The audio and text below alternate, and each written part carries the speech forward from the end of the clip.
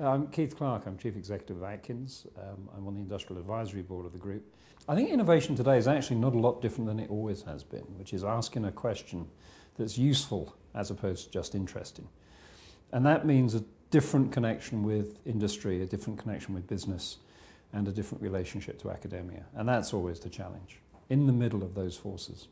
Well, the Innovation Studies Centre does do that magical bit between those different types of entities. And academia is not business.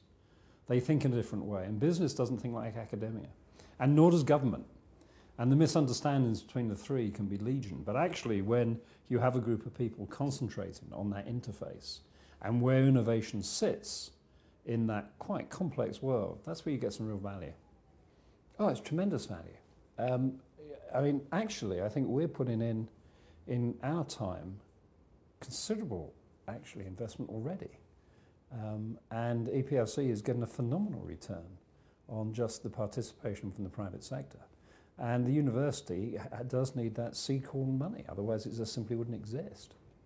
One of the useful things the Innovation Centre brings is contacts with other academic institutions around the world that we wouldn't naturally make that much effort to talk to. So it gives us a wider window on the world, much easier as a centre, and they do speak the same language. And for us to replicate that as the private sector would just be too much effort, frankly.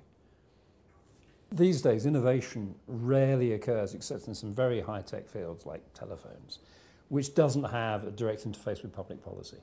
So everything in the built environment, everything to do with decarbonising society, everything to do with climate change, does actually need a different relationship between private companies, government in its policy making, and academia in its research.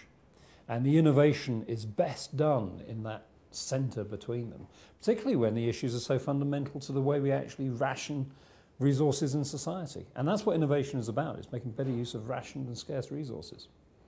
Collaborating with the IC, you get actually what you put into it.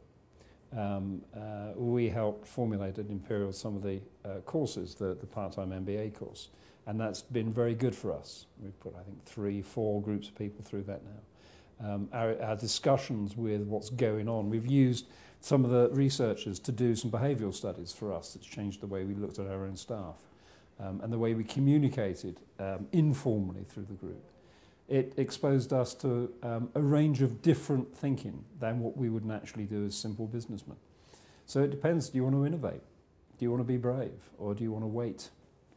If the UK doesn't continue to invest in innovation and in entities like the Innovation Centre, it simply is not going to be competitive.